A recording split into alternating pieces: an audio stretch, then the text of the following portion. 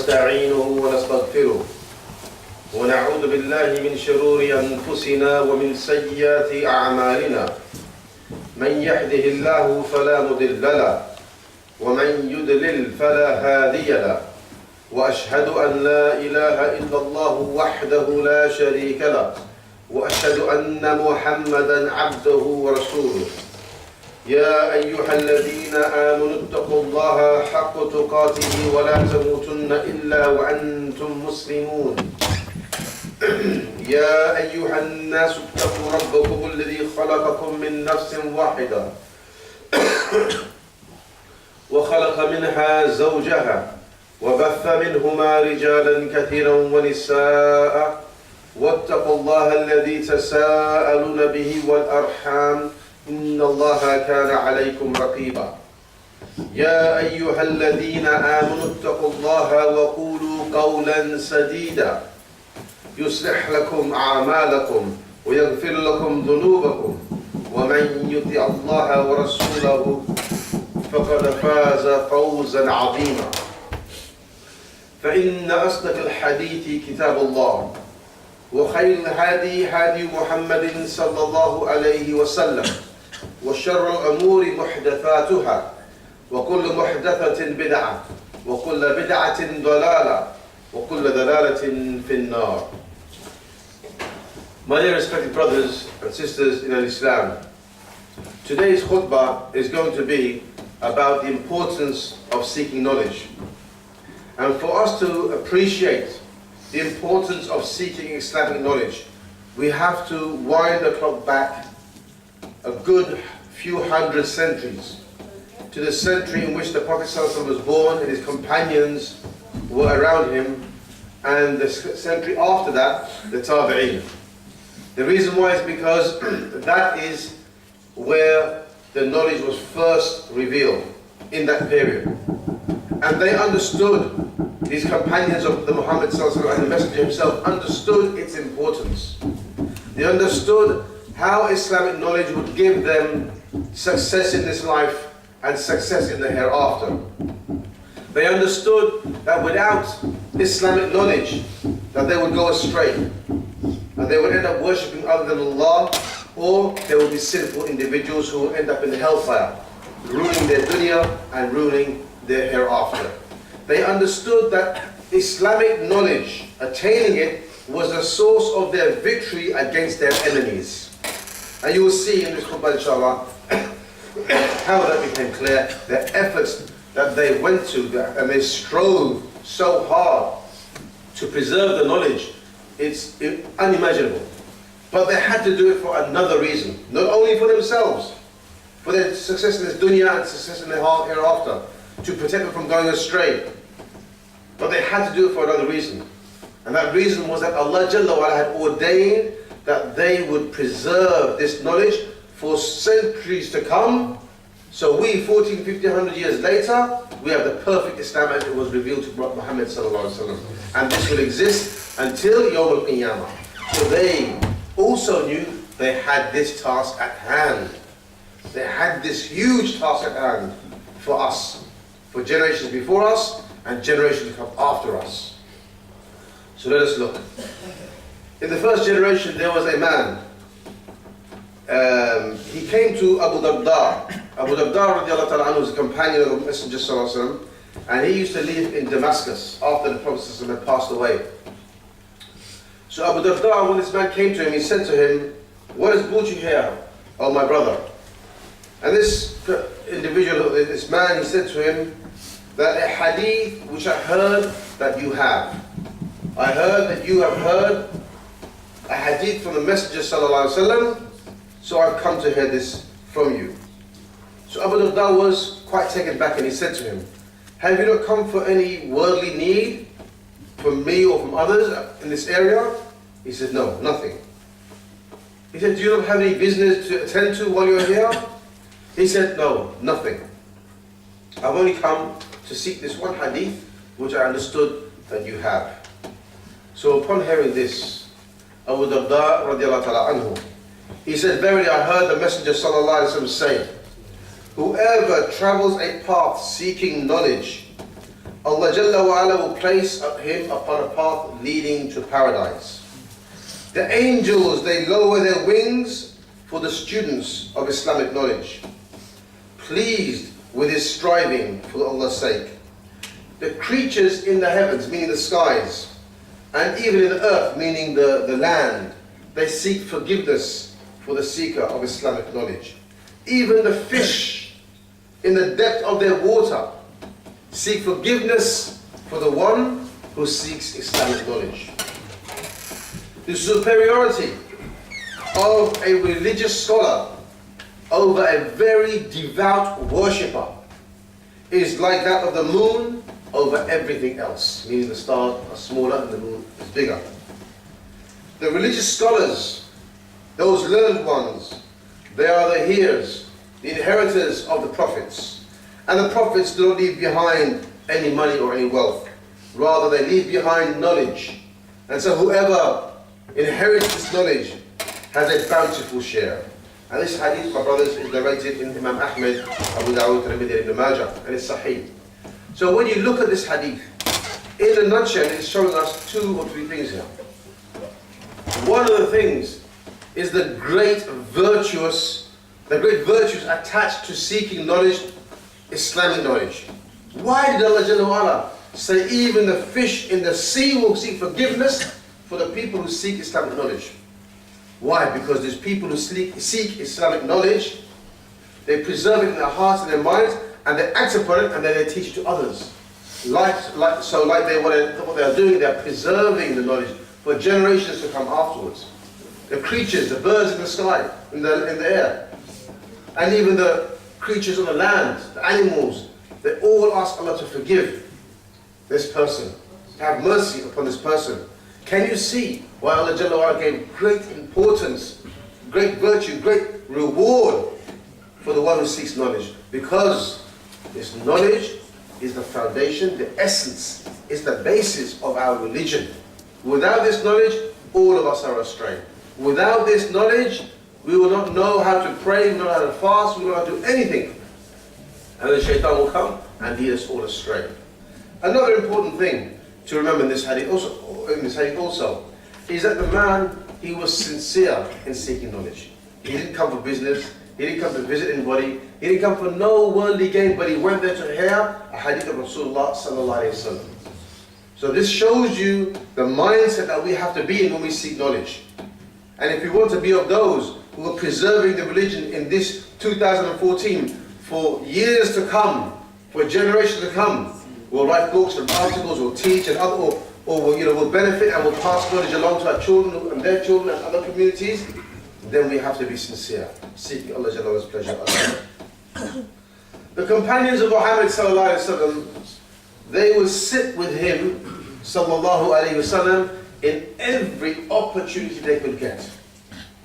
In every opportunity, some would just sit outside the masjid. Somebody would just sit outside the mosque of the mosque of the Prophet sallallahu alaihi wasallam. If they see him, they follow him. If they see him talking, they go and sit there. They were eager. They really wanted knowledge as much as we today want wealth. If somebody said to us today, if you go down the road here, there's a man, he's got a business proposal where you're guaranteed to make £1,000 at the end of the month. Which one of us will not queue outside this? We'll leave our family, we'll ring our mothers and wives and tell them we'll be there later. We're a bit busy right now. We'll leave our children and say, look, someone else going to pick them up from school, I've got something to attend to. With the amount of sacrifices we would make to get in that queue where the person is offering us a business deal where we're guaranteed to make £1,000 a month. But here Rasulullah sallallahu alaihi wasallam is offering us Jannah, paradise. Seek knowledge. Allah will pave your way to paradise, but we're not interested in this. All excuses come. Oh, my wife's pregnant. Oh, I've got to take her to the hospital. Oh, I've got to collect children in my schools. And oh, I've got to, got this, I've got that. Every excuse comes under the sun. We have to question our very, very belief in Jannah. We have to question our belief. How much do we love Allah? How much do we love the hereafter? Do we love the hereafter more than we love this dunya? Our actions show different. Show complete difference to what our tongues are saying. So they would sit and they would listen carefully to him, and when he would say a hadith, they would memorize it. And after memorizing it, they would act upon it immediately. And after acting upon it, that was the way they preserved it, they would then teach it to others. This was the way of the companions. They understood, the very meaning of Allah. When Allah said, إِنَّمَا قَوْلُ الْمُؤْمِنِينَ سَمِعْنَا وَأَطَعْنَا. And verily the saying of the believers is that we hear and we obey. This was their mindset. What they heard the Messenger ﷺ say was awamir, orders, instructions, they would obey it. Immediately. They wouldn't ask questions, well, what does this mean? What does that mean? What about this? And what about that? Well, this person said this, and this person said that. No, Rasulullah sallallahu alayhi wa sallam said it. That's it. We act upon it. Other companions, after hearing the hadith of the Messenger sallallahu alayhi wa sallam, they would write it down. They compiled books, like the Sahih of Ibn Abbas, Abu Hurairah, Ali ibn Talib, and others. So this religion, Islam, was preserved from the time of Rasulullah sallallahu alayhi wa sallam. And the Messenger sallallahu alayhi wa sallam used to say to them, narrate from me, for nothing comes out of this mouth except the haqq, the truth. So they would, and they understood that when Allah Jalla wa Ala said, وَلَا يَنْتِقُ عَنِ الْهَوَىٰ إِنْ هُوَ إِلَّا وَحْيٌ يُوحَىٰ, that he does not speak of his own desires, he speaks revelation that's been revealed to him. They understood that whatever came out of the mouth of the Rasulullah sallallahu alayhi wa sallam was haqq, was truth, was wahi from Allah. It's from the creator of the worlds. So they would write it down, compile it and preserve it. The Messenger sallallahu alayhi wa sallam said, bright does Allah make the face of the one of the servant who records down and conveys what they hear from me. Bright will Allah make the face of the one who records, writes down, and conveys what he hears from me. So you can see how the Messenger sallallahu alayhi wa sallam was nurturing the companions in seeking knowledge, acting upon the knowledge, and giving dawah. But this, my brothers, seems to be absent in our communities today. They've left this task, these just imams, scholars or students of knowledge, certain individuals amongst us, they're inclined that way. The vast majority of us, we are engrossed in this dunya, in this world. But was that the way of the companions? It was quite the opposite.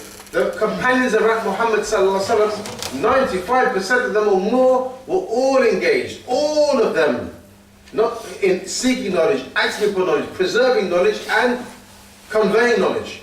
Even whilst they had jobs, even whilst they had families. And then there were times they would stop and they would go on expeditions and jihad and fight. Some would get killed and some would come back. But this was their life.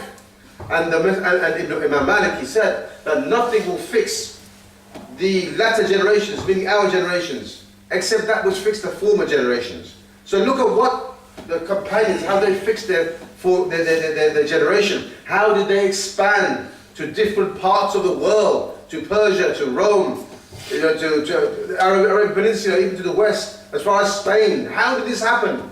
It happened with people who loved the hereafter more than they loved this dunya, who prepared for the hereafter more than they prepared for this dunya, whose hearts were attached to Rasulullah and the Quran, not attached to the dunya, women, children, business, work, games, sports. And we all look at what's happening in Syria, what's happening in Iraq and Afghanistan, what's happening in Palestine, what's happening in Libya, Tunisia, Egypt, everywhere. Pure turmoil in this world. And we feel sad and we feel sorry. But half of us don't want to do anything about it. The other half who want to do something about it don't know what to do about it. They carry on their lives like normal. When the solution, the ingredients to solve these problems are right before us. Right before us. Return to our deen, wholeheartedly, completely. Seek knowledge and preserve this deen. أقول قولي هذا وأستغفر لي ولكم ولسائر المسلمين. الحمد لله رب العالمين الصلاة والسلام على رسول الكريم أما بعد. Then came another generation, the tabi'een, those who learned from the companions. And this is very interesting because not only did they follow exactly what their companions, what their teachers did, they sought knowledge, they acted upon the knowledge, they recorded the knowledge and they conveyed the knowledge. Not only did they do that, but they had another challenge, another dimension to deal with. And listen to this very carefully. Their dimension was that now that Islam had spread into which once was enemy territory, like Persia, Rome, and so on and so forth, there are people that resided in there who hated Islam because Islam had taken over their towns, their colleges, their countries, and so on and so forth. They wanted to corrupt Islam. They wanted to get their own back against the Muslims. They wanted to bring down the Islamic Empire and regain the Byzantine Empire or the Persian Empire, whatever empires they had from before, and reinstate their own leaders. But they were very, very, very convinced that they are no match militarily, physically, for the Muslims. They were too big, too strong. Allah was aiding them and helping them. They knew that they had help from somebody from above the skies. They knew Allah was helping these Muslims because the Muslims had spread in such a small space of time to such a huge part of the world. This does not happen except with godly power, and they knew this very well. So, but they still didn't want to become Muslims, and they still had rank and hatred against them. So they plotted and they planned and they plotted and they planned and they plotted and they planned to what? To destroy Islam from within. Sever the connection between the Muslims and their Lord. And then they will become weak, and then we can take them back. No need for a huge big military expedition here. We can have a small military expedition and take over Islam. But we have to corrupt the Muslims first. Turn them away from the deen. Make them go astray. Make them worship their Lord incorrectly. Make them believe about their Lord incorrectly. So how did they do this in the second generation? They infiltrated the ranks of the Muslims and they fabricated hadith. They made up hadith. They made up explanations of the Quran. And they spread them everywhere. And this caused dissension amongst Muslims. It made Muslims think about Allah incorrectly or the religion incorrectly, worship Allah incorrectly. When the Tabi'in saw these fabricated hadith spreading, before it could get anywhere and make the people go astray, they put their clamp on it immediately. They then created a method of isnad, checking the narrations of hadith. As one of the Salaf said, if it wasn't because of the isnad, anybody could say whatever they wanted to have said. But because there was an isnad means a chain of narrations. So, if somebody said there's a hadith, I heard the Messenger said this, and I say, name us your men. Who told you this? And who told that person this? Name them. And if the names coincided with the people of Ahl Sunnah, the Sahaba, Tabi'in, people that are known for their uprightness and steadfastness, good memory and worshippers, etc., then they would accept the hadith. If it didn't coincide with their names, rather it coincided with names of people who are unknown, or there are doubts about them, or they are known to be heretics, then they will reject it. So this was the extra additional work or dimension that the Tabi'in had to deal with. But they did it wholeheartedly for the sake of Allah, to preserve this religion for generations to come, After them came Imam Bukhari, Imam Muslim, Imam Abu Dawood, Imam Nasa'i, Imam Ibn Majah, and many other muhaddithin and ulama. They came and they preserved the knowledge and they taught people the correct knowledge. So you can see, my brothers, from this small example, that's how they went through great effort in preserving this religion of Islam for us today. The hadith we use, we know the ones which are sahih from the ones which are da'if. We know the ones which are da'if from the ones which are mawdu', and so on and so forth. So this is a great effort. And these people hope for the reward from Allah. But where is this preservation of this knowledge of Islam amongst the Muslims today? We're too busy preserving our PhDs, our masters, our degrees in technology, in business, engineering, electricity, whatever. We're preserving this. We're reading, we're studying, we're writing, we're acting upon that, we're conveying that. But when it comes to Islam, each and every one of us in this room has a duty upon them to learn and act upon Islam. Allah Jalla wa Ala says in the Quran, Wal asr, innal insana lafi khusr. By time, the whole of mankind is in loss. Everybody is in loss. Muslim or non-Muslim, male, female, child, adult. The whole of mankind is in loss. You're already setting on a path of destruction. In loss in this dunya and loss in the hereafter. Now comes the exception. إِلَّا الَّذِينَ آمَنُوا. Except those who believe. Now how can you believe in Allah correctly? How? Unless you learn, seek knowledge. It doesn't come all of a sudden. You don't learn it from your parents. Because your parents might have some mistakes in their belief and be astray. You have to learn. So the exception is إِلَّا الَّذِينَ آمَنُوا وَعَمِلُوا الصَّالِحَاتِ, and then those who do righteous deeds. Righteous deeds means acting upon the knowledge which you sought in Iman and prayer and fasting. So there's two conditions to prevent ourselves from being in loss and destruction in this dunya and the hereafter. Is that we believe, that we seek knowledge, that we believe and we do righteous deeds. Act upon the knowledge that we have. وَتَوَاسَوْا بِالْحَقِّ, وَتَوَاسَوْا بِالْحَقِّ, and they enjoin upon one another good.